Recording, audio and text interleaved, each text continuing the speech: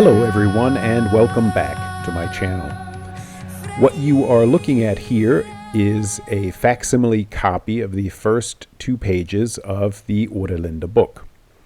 It has been translated into several languages and several different versions in each language. We are concerned with the English translation, of course, and today we're going to compare some of the English translations to one another. This has become quite a popular pastime among people interested in Oeralinda, and today we're going to look at a version by a fellow called Frank Pierce, whose translation came out, I believe, sometime in the 1980s, in 1983. And then there is a very recent version, 2024, by someone calling himself Alex Frya's Bern, and it has recently been discussed. And then, of course, there is the granddaddy of them all, the William R. Sandbach version from the 1800s. The exact date I also don't have in my mind, but somewhere around 1890, if I'm not mistaken. I don't have it here, but somewhere between 1870 and 1890. And then, of course, there is the version started by Jan Ott in, I guess he started it about 2015, and it's been worked on by him and myself and several others ever since. We have it available on the website, the Oeralinda wiki, which is wiki.oeralinda.org, wiki.oeralinda.org. And we're going to look today just at these 2 letters because that will take long enough. Perhaps I'll turn this into a series where we go through the whole book and look at the different ways that these people have translated things. And it's quite an interesting exercise. I started it for myself the other day, just sitting at the computer and looking at the different translations. And it's quite interesting what people did with the original text. I'm going to use the digitized version of the original text just for ease of reading. And I can make it a bit bigger as well. So we'll flip through past the introductions that each of these books contains. I think I saw it there. There it is. I'll make this bigger as well.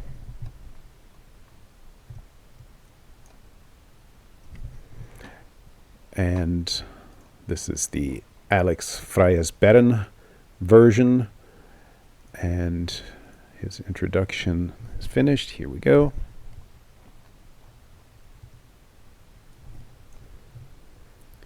He also includes a transcription of the original first, and then his translation further down.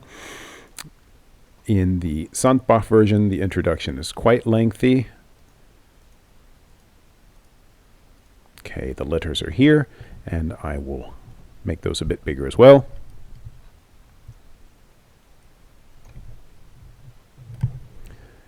And here is the Oeralinda wiki. We can just click on the first letter here. All right, here we have the letters of instruction, as we call them. It's 2 letters from members of the Oeralinda family to their family members. The first one specifically to his son from Hidde Oeralinda, and the second to his successors throughout the generations, and that is by Liko Oeralinda. Where to start? I guess it makes sense to start with the original. So, Oka means soon. So, everybody translated that pretty much the same way, Oka, my son. And that is certainly a correct translation. We've got here, Oka, my son, and Sandbach did it the same way. There's a slight deviation in our translation. We added, because there is no punctuation in the Oeralinda manuscript. The only punctuation there is are full stops. So there are periods in places you might not expect them. A period basically means everything in this transcript. It can be used as a colon, as a semicolon, as a dash, as a period, of course, and as a comma. So following modern convention, Oka, my son, we set off my son in commas. And here there's no punctuation at all. There's a full stop, and here a comma. So we'll start with Frank Pierce and read the way he translated the very first sentence or sentences. These books must you guard with body and soul. The next guy, this is Alex Frya's Bern. These books you must protect with body and seele.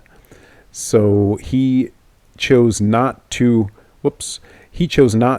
translate the word seele, but rather to leave it in the original language for reasons that are beyond my comprehension.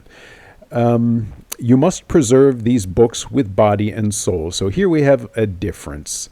So these books you must guard with body and soul. There's a syntactical difference between this one and the next one. These books you must, and here he says, these books must you guard. And this guy says protect, which is basically the same thing.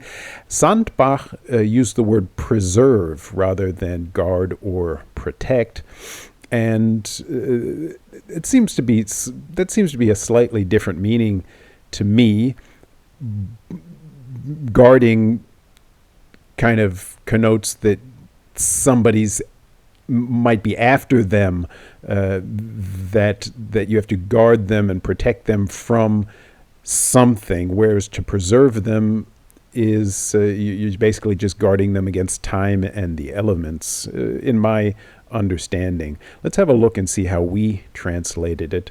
You must guard these books with body and soul. So everybody pretty much did the same thing. We also used the word guard. Let's look and see what the Frya's original has for us. Dessa bocca måtte med livfend sele vårja. So this verb here, vårja, is the one that we're concerned with when we're talking about guarding or preserving or protecting. And basically, it does mean all of those things. Vårja means to preserve, right? But in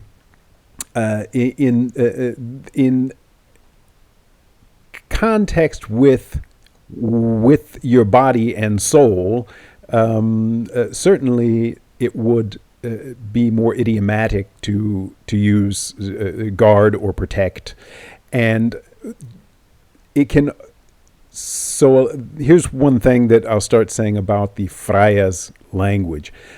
A word can mean a lot of different things in modern language. So a word in Frya's often has several different meanings kind of encapsulated in it that we nowadays have in different, we've broken them down into different words.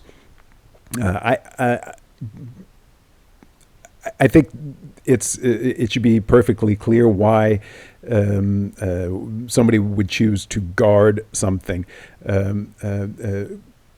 but Sandbach is right in the sense that vårja, in the modern word waren in German, or bewahre would in Dutch would mean to preserve. So let's give Sandbach the prize for the most precise, let's say, translation of the verb, and everyone else interpreted it based on the context to mean to guard or protect. And one interesting thing, though, is that, so here we have Sandbach, you must preserve these books. And the other two started with these books. And if we look at the original, the sentence does start with dessa böcker måtte mitt liv en segle vara. So these books must you with liv and Seele. So lief can mean both your body, but it can also just mean your life. Obviously, the word life and lief, right? And Seele is your soul, right? So something. The lief would be kind of the physical part of your life, and the Seele is the non-physical part of your life. And so if we look at Pierce, we'll give him the prize for the most, the closest syntax. But in modern English, it sounds a bit strange to say, these books must you guard with body and soul. Given, and I also did a lot of the translation in this way. I tried to give it somewhat of an archaic style, also to try to match the style of the original. So I don't know, maybe it would be best to change this to these books must you guard with body and soul. But for now, I'm just going to kind of leave it here. You must guard these books with body and soul. I think everyone pretty much agrees on that sentence with a few exceptions. And since I'm on this page, I'll read our version of the next sentence and then go back and see what the others did with it. They contain the history of all our folk and of our ancestors. So, Pierce, he says, they encompass the history of all of us folk and of all of our forebears. So, forebears, and ancestors pretty much means the same thing. But the syntax here is a little bit hard to read for me.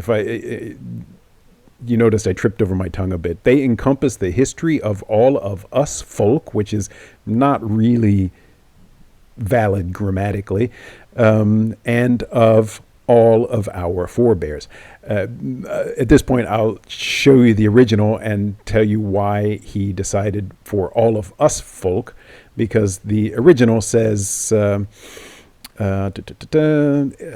omfattet de sketnisse von us ele folk, ak von oss etlom.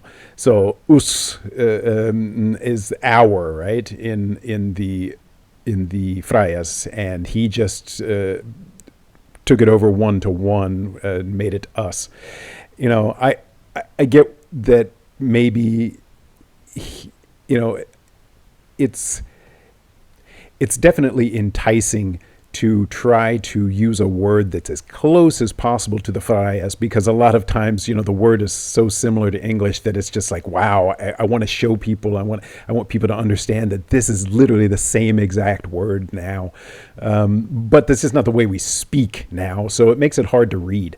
Let's see what Alex Fryas Bern did with this. They contain the histories of our whole folk, also of our ancestors. So he added a comma in there, also of our ancestors. Yeah, I mean, it's not a bad translation. Of our whole folk.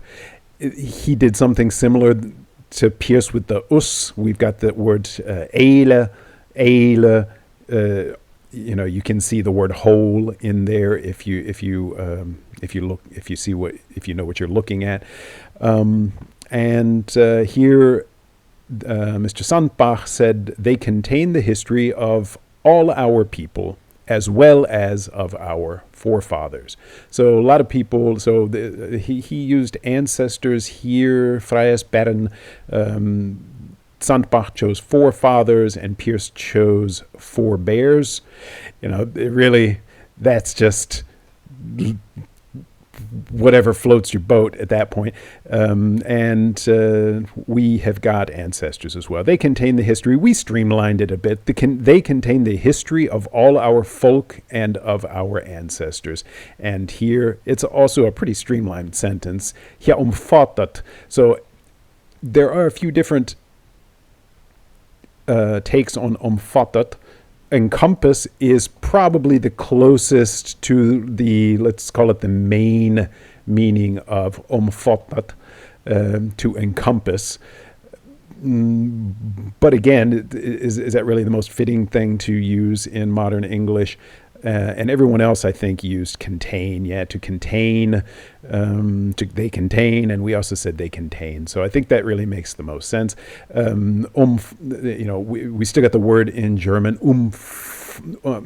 umfassen, and in Dutch I think it's umvatten. So it means to encompass.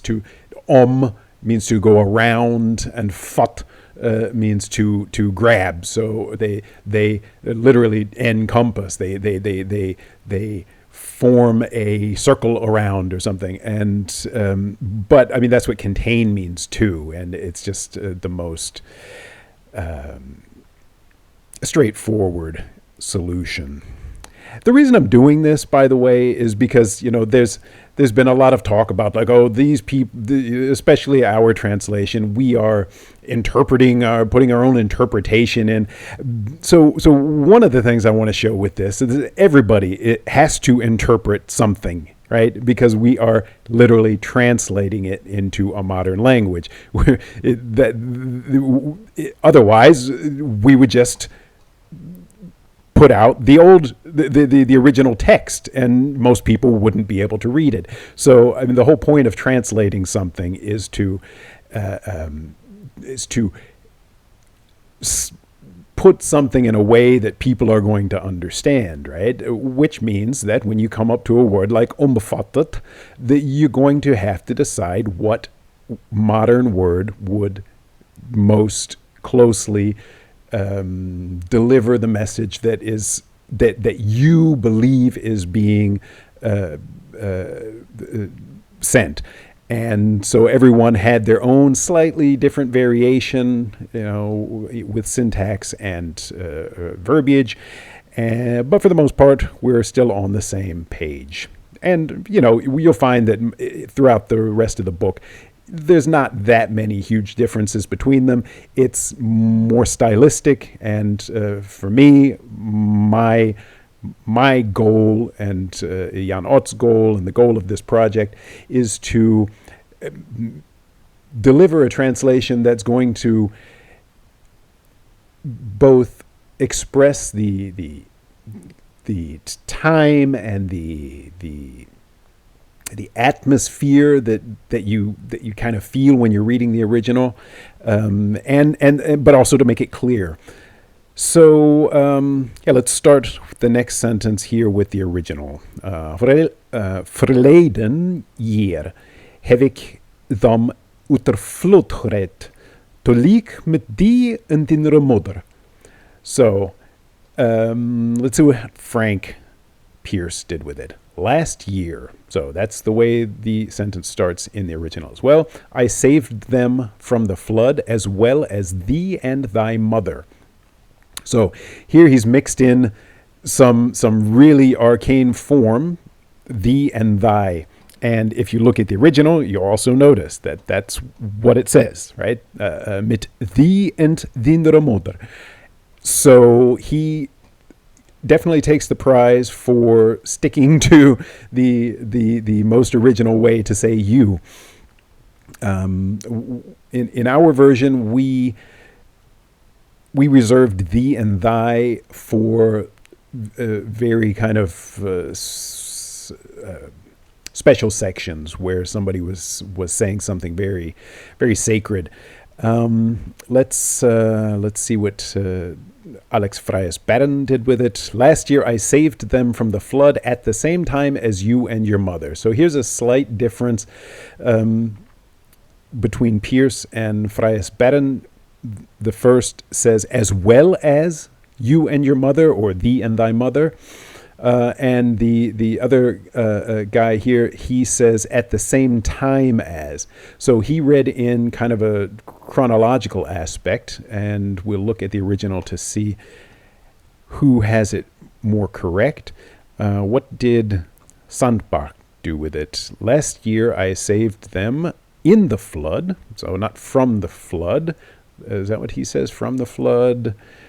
He also says from the flood, and he says I saved them in the flood, as well as you and your mother. So he also says as well as, and let's have a look and see what we did with it.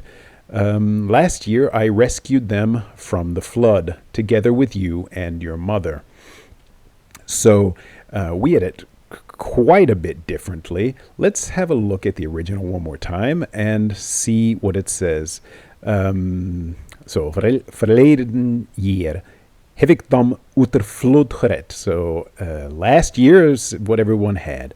And then, heb ik dem uit der flood gered. So, this is a past participle. I have rescued or saved. Rescued is closer in modern language, so I'm giving us the prize there. I think we used rescued, yes. Them, you can see that word here. Utterflut, so out of the flood. No one said out of the flood. Everyone said from the flood, except the one guy that said in the flood. And what did we say? Also from the flood. Yeah, I mean, out of the flood just wouldn't make, that's just not the way you say it in English. And then we get to this word, tulik mit. Tulik mit. There's three different interpretations of that here. One is as well as, the other is at the same time as, and ours is just together with.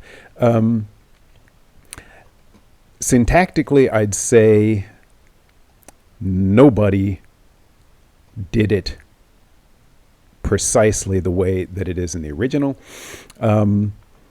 So tulik means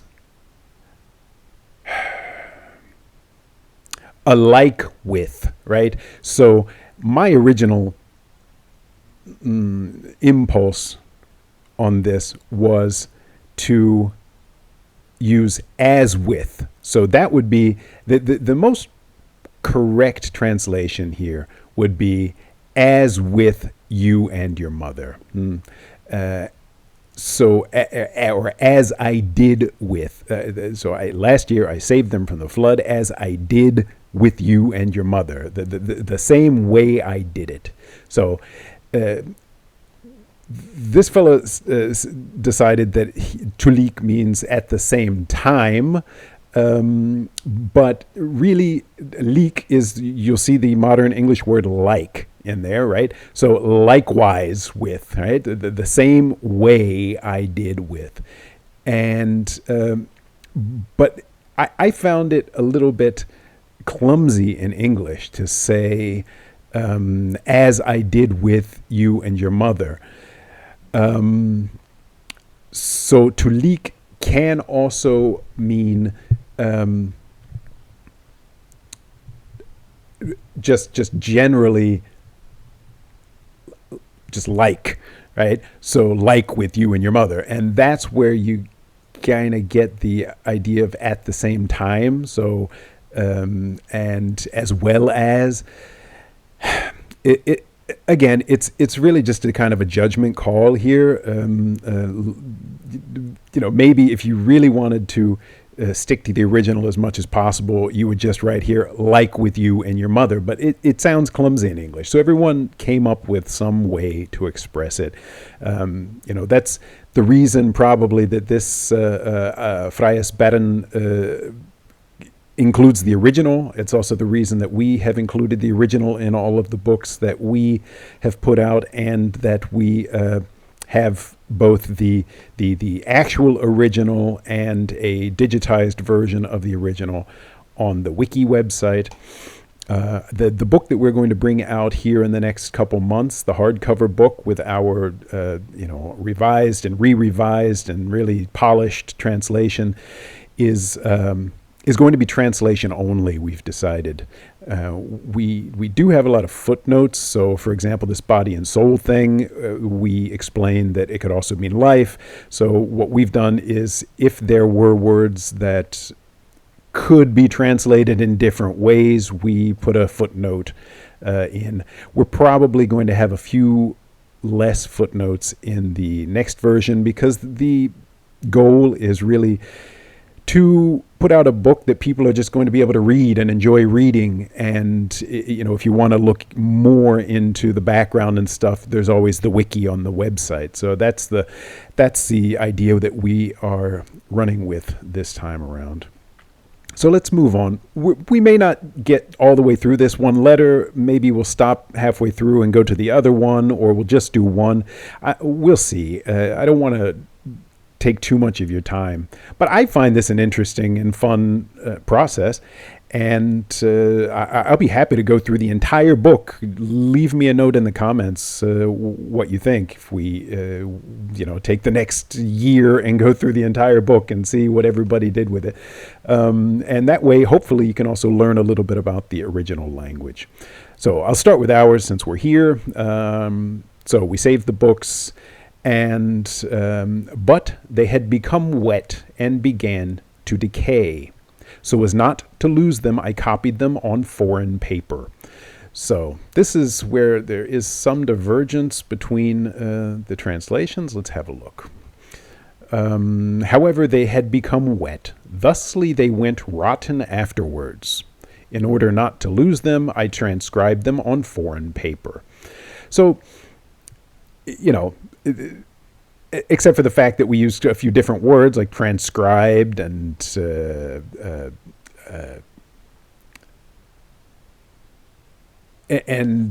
well, that's pretty much it.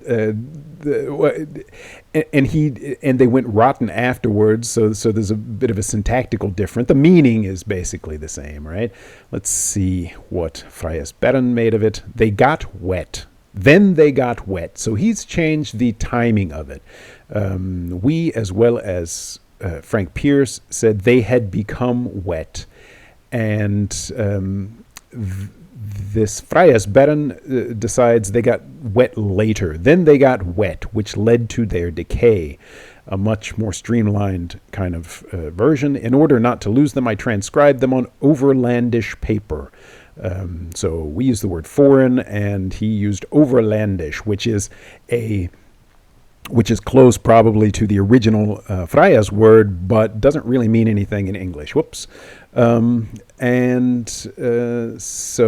what did Mr. Sandbach say?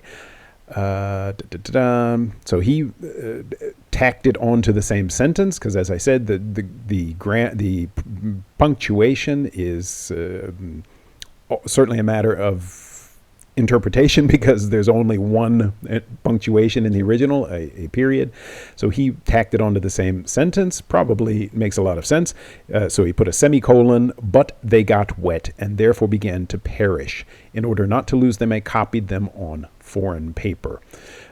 So he copied them on. What did he copied them on? Did we say on or on to? No, I copied them on foreign paper. So, this guy, he transcribed them on overlandish paper. So let's have a look at the original and see where some of these differences arise from. So, toch, ja vieron wet worden. So, toch is a word that means kind of but. You'll notice as an English speaker the word though. So the word though comes from this, but it's used slightly differently than the way we use though nowadays, right? You can't start a sentence with though they became wet, because you would expect something in a subordinate clause. But toch often just means but. Later on, another word comes up. So there's different eras of the language of Frya's. This of course would be the most recent here, and in later in the book, but earlier in time, let's say, there's a word man, also means but, and toch is used in a few different ways throughout the book, but here it definitely just means but.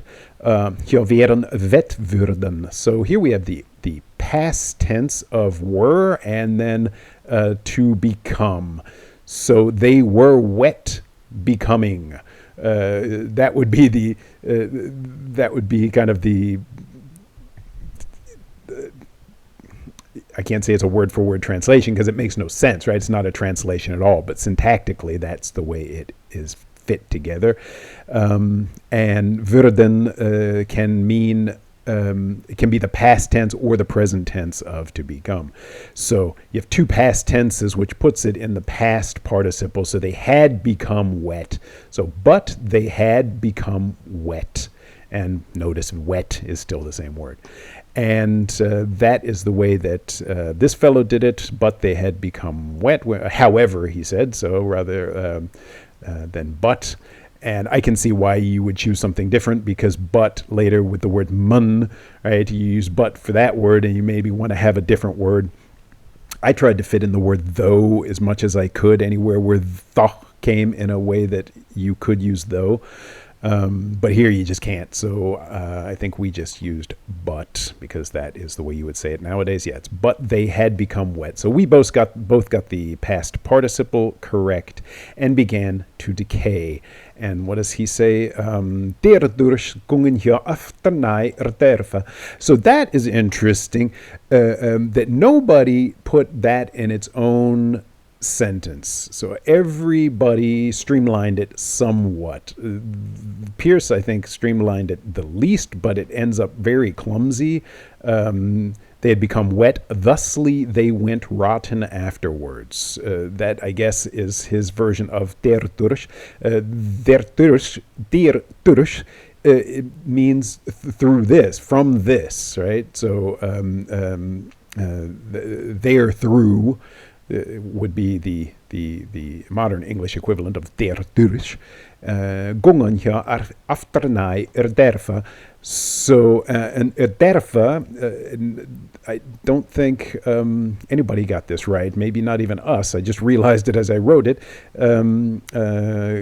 They began to rot. So through this, they began to rot. So because derven is the present tense, and they gungen is the past tense of to go. They went into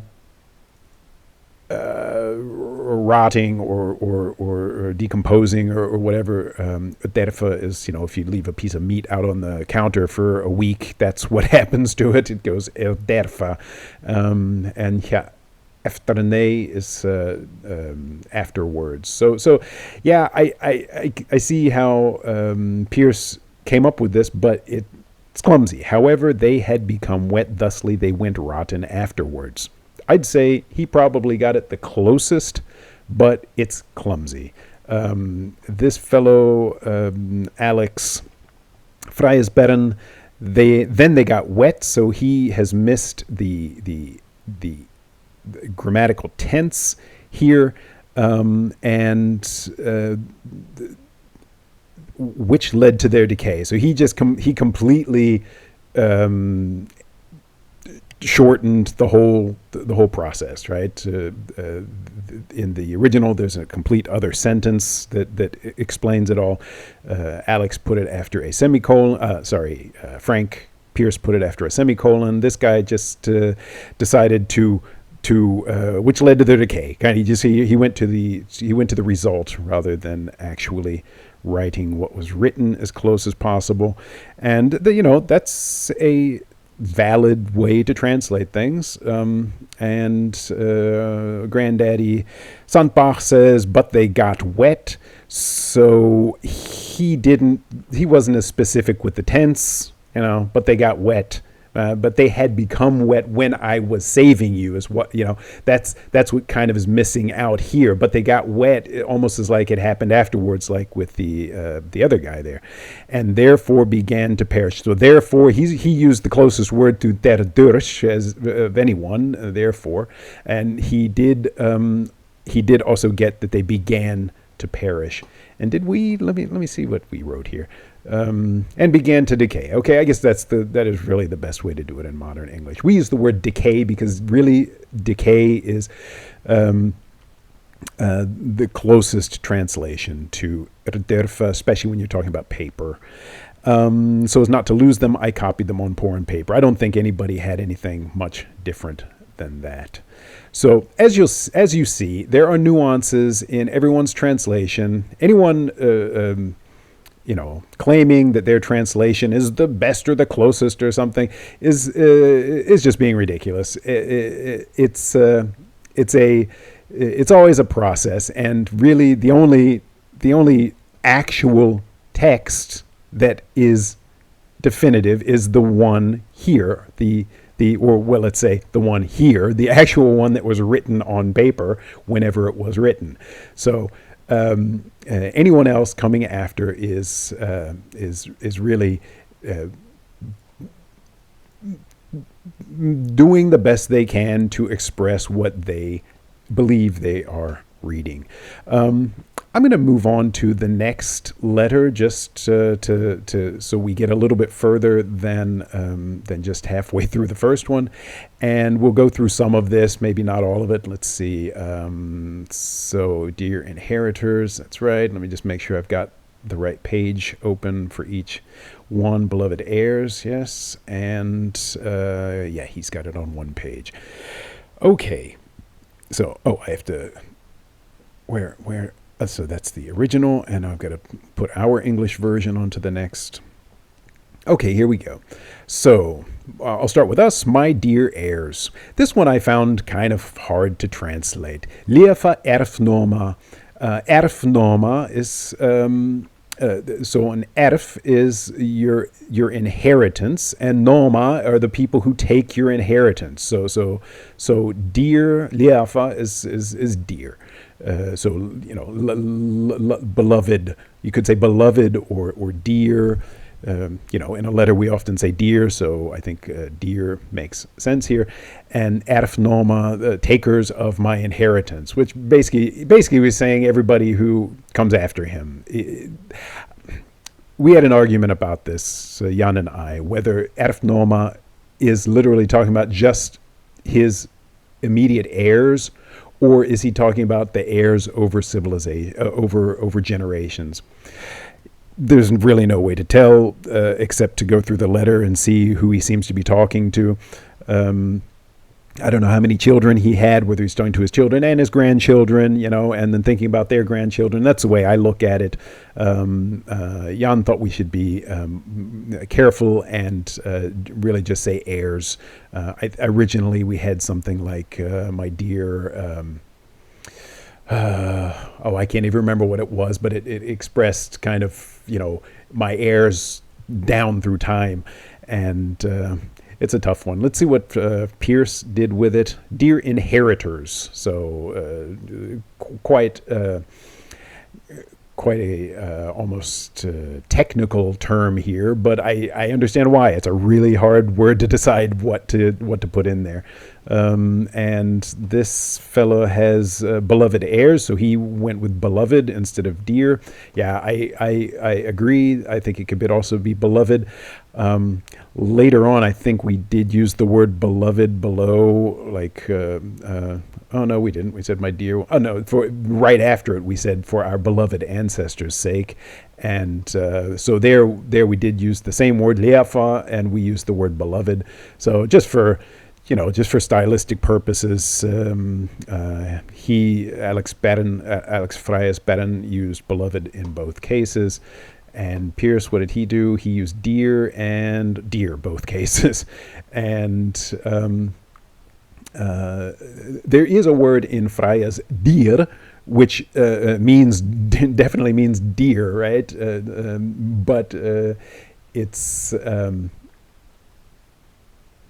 in the places it's used, dear doesn't really fit. So I know in one place we used cherished as dear. So the word here is liafa, so there's a bit of interpretation involved. And Mr. Sandbach says beloved successors. So he seems to also think of more than one generation, the way I interpret what he has written here. And for the sake of my dear forefathers. So he did the same. We did one time beloved and one dear, but we put the dear at the beginning because that's what you do at the beginning of a letter generally, and beloved after it. So you see here, just stylistic stuff. For our beloved ancestors' sake, and for the sake of our precious freedom, 1,000 times I bid you, dearest, never to let the eyes of a papist come upon these writings. Our use of papist here is a bit anachronistic. You know, the papist is something that, a word that wouldn't have been used in English until after the during the Reformation, let's say. But the original word in Frya's is poppekoppe, and a poppekoppe means a koppe. You'll recognize the word cape as well as the word cap. So like so a cape with a hood on it, like the monks would wear, and poppe is obviously the Pope. So Pope capes. And we just wanted to get that word Pope in there somehow. Anything else you do, like if you just decided, okay, this means monk because monks wear a cape with a hood on it, then it doesn't express that word Pope. And so papist, even though it's anachronistic for me, seemed like the best fit for somebody who's going to go and check what the original language was. Everyone else, I bet, used monk. Let's see. For a dear freedom's sake, for our dear forebears' sake, and for our dear freedom's sake, 1,000 times bid I to you. Okay, here again, he tried to use the same syntax, but it just doesn't work in English. O dear ones, let not the eye of a pope cap. Oh, so he actually decided to a pope cap. He basically did a literal translation of the word, a pope cap. Pope cape would probably make more sense, but never over this scripture, no way. Boy, oh boy, that is some convoluted stuff. So I understand Pope Cape. I think you do now too. But let's try to read that again and see if it makes any sense. Dear inheritors, for our dear forebears' sake and for our dear freedom's sake, 1,000 times bid I to you, period, full stop. O dear ones, let not the eye of a Pope Cape never over this scripture, no way. Because I think it says vaya or something in veia, neveia. The word "vey" does, in some cases, mean way, but that doesn't make any sense. Veia is more of, that's what the wind does. The wind vey to cross over, to blow past or something, that doesn't make any sense, Mr. Pierce. I'm sorry about that. That is just not English. So in the attempt to stick as close to the original wording as possible, he has basically made a sentence that makes no sense. There's literally no verb in that sentence. Let not the eye of a Pope Cape never over this scripture, no way. So way would have to be a verb, and we also don't use double negation in English, and Frya's does use double negation, as you see here, nimmerte over this skriften nevia. So the N here is a negation, and the ne is also the doubling of the negation, like you find in modern Afrikaans, but not in English. So, Mr. Pierce, this one I'm definitely not going to give you the prize for. And let's see what Alex Frya's Bern did with it. Oh, beloved, surely never let the eyes of a monk/priest. So, yeah, in order to add some kind of a depth, because like I said, the Frya's words often have more depth than the English. He did a monk/priest, which stuff like that is just not fun for me to read. It doesn't make a lot of, it's just not enjoyable, and it also doesn't really add to the meaning. I mean, you still don't know anything about the original word there.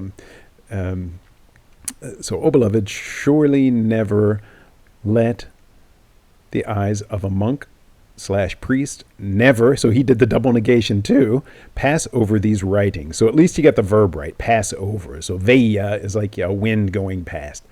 And let's see what Mr. Sandbach did with it. Beloved successors, for the sake of our dear forefathers and of our dear liberty, I entreat you 1,000 times never to let the eye of a monk look on these writings. Yeah, look on that's what he's saying, but obviously Veya has a little bit more of a dynamic feel to it than to look on. Seems static. What verb did we use? For our beloved ancestors' sake, and for the sake of our precious freedom, 1,000 times I bid you, dearest, never to let the eyes of a papist come upon these writings. So we had that I think it's very difficult in English to express that idea of like to I can't even find the word in English. I could say it in German, I could say it in Dutch, but I can't really say it's drüber streifen in German, to stray over. We could, what? I like that. Why don't we make a change right here, right now? Hang on a second. So this idea of stray across would probably be the closest thing. So never to let the eyes of a papist. I don't know if it should be stray across or stray on. Never let the eyes of a papist stray over, stray across. And that's the closest thing. These writings. Give me your opinion in the notes if you think that is good English. Nimrte over de skriftene veia.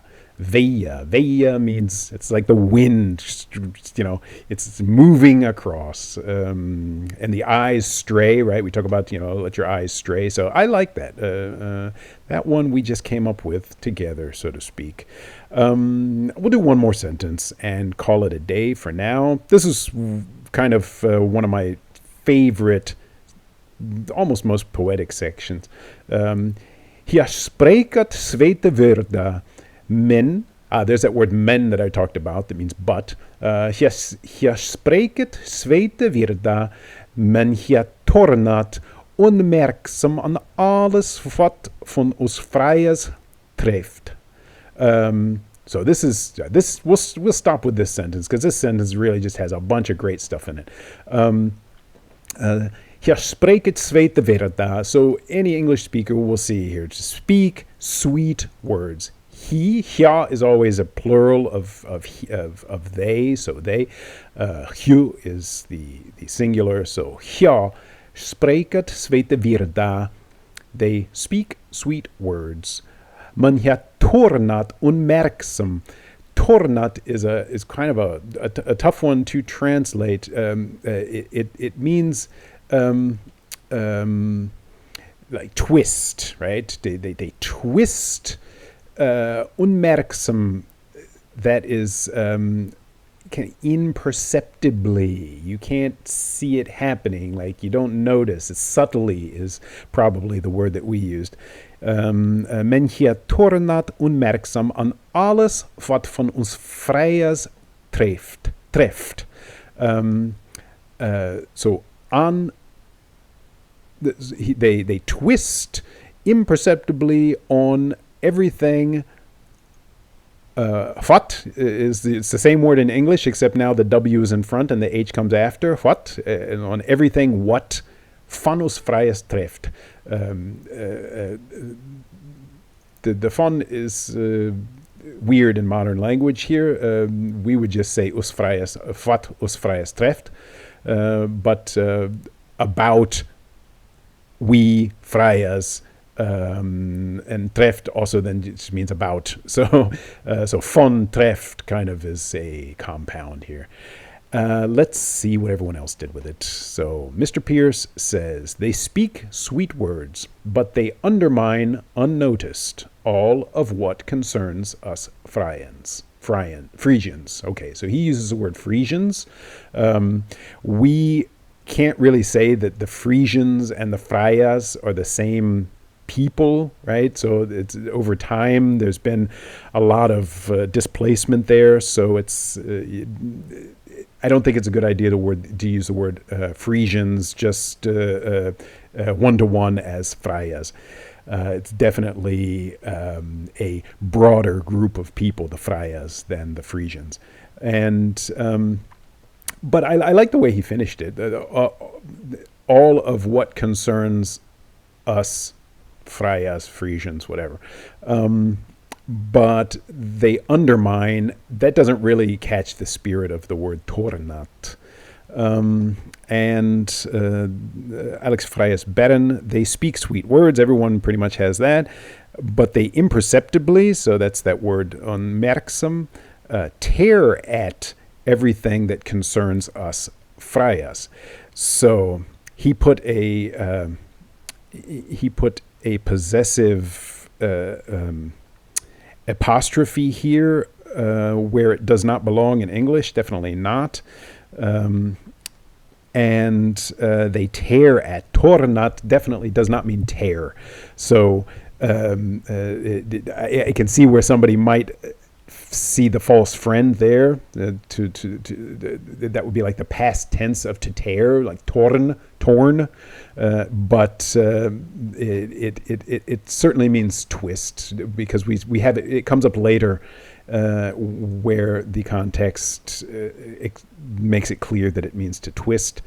And let's see what Mr. Sandbach did. They are very insinuating. That's funny. Why wouldn't he just say they speak sweet words? I mean, that's literally what it says. But they are very insinuating. To tell you the truth, I don't even know what that means. I mean, I know what insinuating is, but they're very. He's trying to put in this like this subtle twisting of words already in the first part of the sentence. But they destroy in an underhand manner all that relates to us Frisians. So he used Frisians here too, and to destroy. No, it's just not. That's not the word. Let's see what we said. They utter sweet words. So we didn't say speak. We said they utter sweet words because it's, I mean, why not? The utter and speak mean the same thing, and this is a little bit more poetic. I mean, anybody who's ever read a book will have seen the word utter, and that sweet that often goes together with sweet. So often you'll have to, for purposes of idiom, sometimes you use a word even though the original word here was again sprekat, which speak, but we've got some more we've got a bigger toolbox of words nowadays. So they utter sweet words, but they subtly distort. So we translated it also in a more subtle manner, right? We rather than in an underhand manner or what did he say? Unnoticed. Unnoticed is definitely the closest to the original meaning of that word unmerksam, and imperceptibly kind of means the same thing. But but the point is that they use words and subtly twist things, and we use distort. And tornat is definitely to twist, and what happens when you twist something, it distorts. So, but they subtly distort all that concerns us Fryas, and we use the word Fryas because that's the word, the original word. And as I've said before, we don't know exactly who these people were. History is such a hard, it's a tapestry of lies and half-truths and conjecture and facts. So we don't know exactly who's who. Obviously, Fryas and Frisians, it sounds the same, but you can't be 100% sure. So you have to be careful just plugging in modern concepts when it comes to especially words like, Fryas, which is like, main vocabulary, the main thing here, right? You can't just attribute this to a group of people that exist nowadays. The same with the Makia and the Goula and stuff. We can't say exactly who's who, so it's best to just use the words that are used there. But with other words like to utter or to speak, obviously you can use modern English. And